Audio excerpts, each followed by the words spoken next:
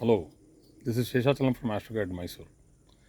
Today, I am actually showing you some of the parts of our farmhouse where actually I do my recordings. So, uh, I am actually also an wildlife enthusiast, and I am also into this, the Explorer Guide, where we actually release some magazines and we do some, you know, uh, educational camps for children in South India at Mysore and Bangalore. So this is a long-term thing which was there, that we should go into the wild, we should go into wildlife and try to do something so that we can protect nature. So simply talking, I was also in the Bangalore, in Bangalore city, and into the software, deep into software. So after all that, I told myself that this is the time that we should take the plunge. Somebody has to take the plunge. So I took the plunge. I took this land here, which was a total barren land, and today you can see this forest around me. You can see these mangoes. This is the Neelam variety. It's a beautiful mango variety. It's fruiting very well. So I'll just show you around some varieties of mangoes, and also some. This is how I have tried to protect soil, because the undercover undergrowth. I don't use any pesticides for the ground to kill the pest or anything like that. There is nothing called as pest. We all think that there are pests and everything. There is no. There are no weeds. There are no pests. Everything else is harmoniously they live together. So behind me you can see that beautiful tree there. That is the navapalam. That is one of the um, plum, that is jamun, which is also the what we call as the kala jamun of the South Indian variety, that is the Tamil Nadu variety. I also have the Karnataka variety, which is called jambu palam. So that is why this Indian you know island of the peninsula of India is known as the Jambu Dvipa. That is because we have this particular fruit as an indigenous species of our land. So I'll be showing you Alphonse. This is the Alphonse mango, and you can see these blackening of this mangoes. That's because of too much of rain this year in this southern peninsula of India. We have had too much of rain. So this is the Alphonse variety. So we can see pomegranates. So I don't usually pluck pomegranates, and this is for the wild. And very very often we get uh, one or two, but still. So this is the Indian plum which I was talking about. The black one, that is called jamun or jambupal. So these are boron fixers. These plants, these are very good boron fixers. If when we cut this plant, you can see that you can get a white sap out of it, and this has mineral boron, which is good for the agricultural purpose. So many beautiful varieties of flowers with me. That this variety of flower is called Manoranjani, or also called as Yang Yang. Is a very beautiful aromatic flower, very aromatic. So this is Yang Yang or Manoranjani, very beautiful. So we have a big plant, a big tree, and then we have lemon. We have native lemon. There's a lot of fruiting. This is the regular citrus lime, and then we have Surahonne. This is called as the beautiful leaf plant, and this is one of the exotic flowering trees. This is also a fantastic tree. You can see I have not tilled the soil much.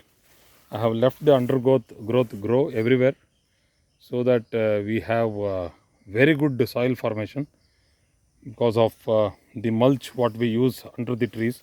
So I have used heavy mulch under the tree. So you can see this mulch. You can see that it's very fertile. So this mango tree is the Banarsi Langda. So you can see the mangoes here. Yeah. So this is Banarsi Langda. Many mangoes this year. Very beautiful.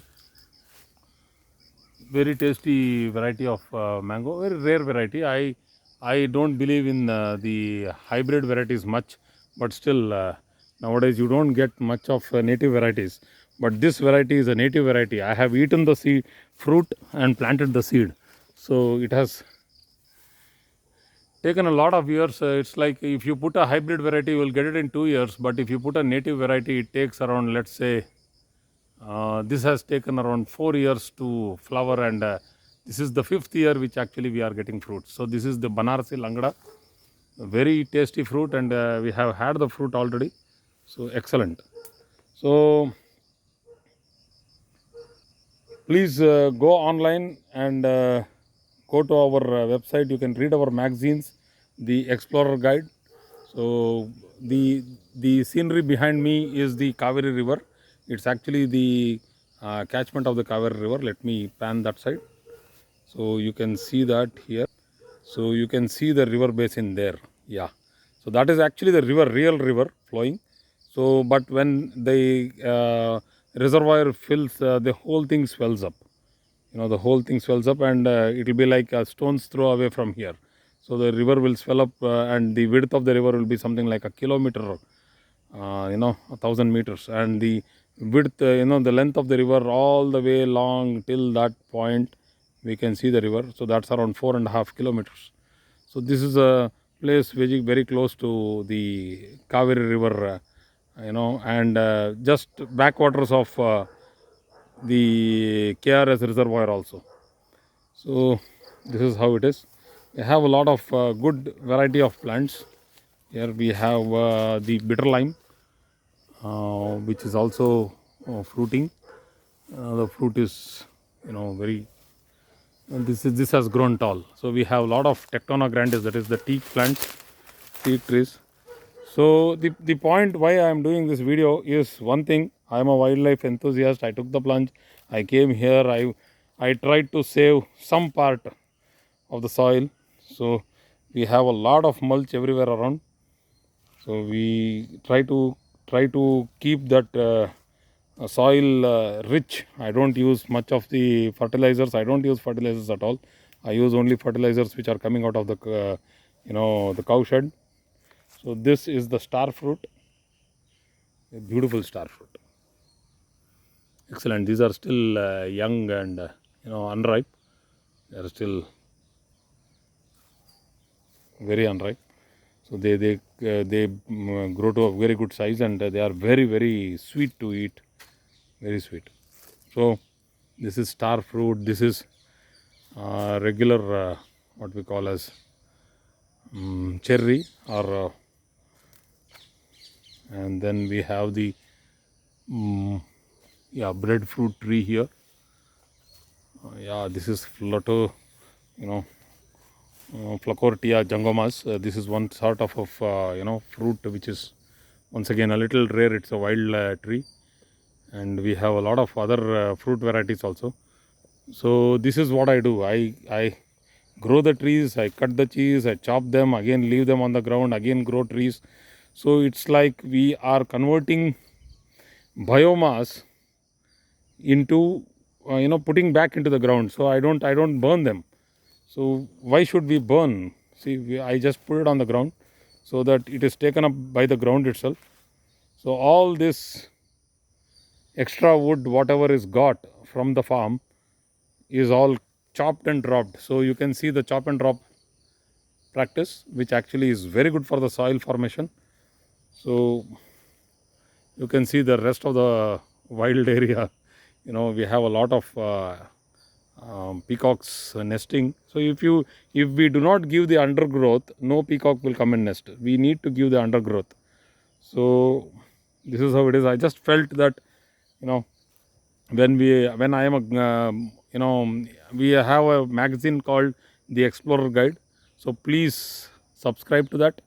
Go to our website, theexplorerguide.com. So this plant is the cinnamon plant, what we call as the palau leaf in regular terms. This is the cinnamon plant. This is the cinnamon tree actually. We have a good tree here.